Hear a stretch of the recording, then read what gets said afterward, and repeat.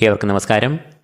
കഴിഞ്ഞ ജൂൺ മാസം 6-ാം തീയതി മുതൽ പല രാശിക്കാരെയും അതിലെ നക്ഷത്രജാതരെയും ഏറെ ദുരിതങ്ങളും ദോഷങ്ങളും നൽകിയ ഒരു യോഗം നടന്നു. അതാണ് കുജ കേതു യോഗം. കുജൻ അഥവാ ചൊവ്വയും കേതുവും അന്നേ ദിനം തൊട്ട് ചിങ്ങരാശിയിൽ യോഗം ചെയ്ത് സഞ്ചരിച്ച് വരുന്നു.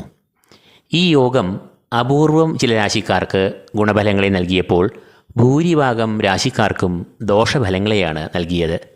എന്നാൽ ഈ കുജ കേതു യോഗത്തിന് വരുന്ന ജൂലൈ മാസം 28-ാം തീയതി അറുതി വരികയാണ്. അന്നേ ദിനം ചൊവ്വ താൻ നിലവിൽ സഞ്ചരിക്കുന്ന ചിങ്ങരാശിയിൽ നിന്നും കന്നിരാശിയിലേക്ക് പ്രവേശിക്കും. അതോടുകൂടി കുജ കേതു യോഗം ഇല്ലാതാകുകയും ചെയ്യും. തുടർന്ന് സെപ്റ്റംബർ മാസം 12 വരെയും ചൊവ്വ ഈ കന്നിരാശിയിൽ സഞ്ചരിക്കും. ഈ ഒരു രാശിമാറ്റം കഴിഞ്ഞ 3-4 മാസങ്ങളായി നിലനിന്നിരുന്ന കാളസർപ്പയോഗത്തിനും അവസാനം കുറിക്കുന്നു.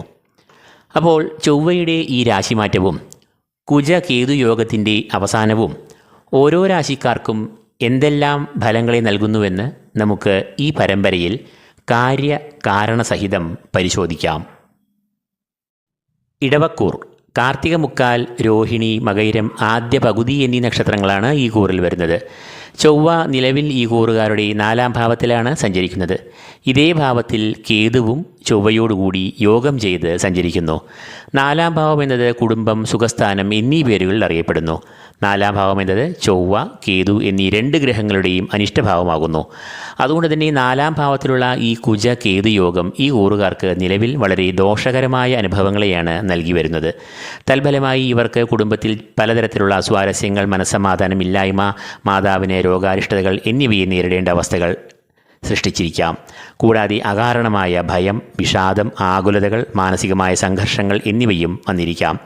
കുടുംബാംഗങ്ങൾ, ബന്ധുമിത്രാദികൾ എന്നിവരുമായി വിരോധം, മാനസികമായ അകൽച്ച എന്നിവയും 4-ാം ഭാവത്തിൽ കൂടി ചൊവ്വയും കേതുവും സഞ്ചരിക്കുമ്പോൾ വരാറുള്ള ദോഷഫലങ്ങളാണ്. എന്നാൽ ഈ പറഞ്ഞ ദോഷങ്ങൾക്കെല്ലാം ഒരു ആശ്വാസമായി ചൊവ്വ ഇടവക്കൂറുകാരുടെ 4-ാം ഭാവത്തിൽ നിന്നും 5-ാം ഭാവത്തിലേക്ക് ജൂലൈ 28-ാം തീയതി പ്രവേശിക്കും. 5-ാം ഭാവം എന്നതും ചൊവ്വയുടെ ഇഷ്ടഭാവം അല്ല എന്ന് അറിയുക. എങ്കിലും 4-ാം ഭാവത്തെ അപേക്ഷിച്ച് 5-ലെ ചൊവ്വ കുറച്ച് ആശ്വാസം തന്നെയാണ്. 5-ാം ഭാവം സന്താനങ്ങൾ, ബുദ്ധിശക്തി, ഓർമ്മശക്തി, ഏകാഗ്രത, ഉപാസനാമൂർത്തികൾ എന്നിവയെ എല്ലാം സൂചിപ്പിക്കുന്നു. അതുകൊണ്ട് തന്നെ 5-ൽ സഞ്ചരിക്കുന്ന ചൊവ്വ ഈ കൂറുകാർക്ക് ചില പ്രതികൂലമായ ഫലങ്ങളെ നൽകാം. പ്രധാനമായും സന്താനങ്ങളുടെ ആരോഗ്യം ചിലപ്പോൾ കുറയാം. മാത്രമല്ല പഠനത്തിലും ഏകാഗ്രത കുറവ്, ആലസ്യം എന്നിവ വന്നു ഭവിക്കാം. അതുകൊണ്ട് തന്നെ പഠനത്തിലും ആരോഗ്യത്തിലും രക്ഷിതാക്കൾ നല്ല ശ്രദ്ധ പുലർത്തേണ്ടതുണ്ട്. കൂടാതെ സന്താനങ്ങളുമായി ഈ സമയത്ത് ചില അഭിപ്രായ ഭിന്നതകൾ, വാക്തർക്കങ്ങൾ എന്നിവയ്ക്കും സാധ്യതകളെ സൃഷ്ടിക്കാം. കൂടാതെ ഈ സമയത്ത് പണമിടപാടുകളിലും ധനവിനിയോഗത്തിലും നല്ല ശ്രദ്ധ പുലർത്തേണ്ടതുണ്ട്.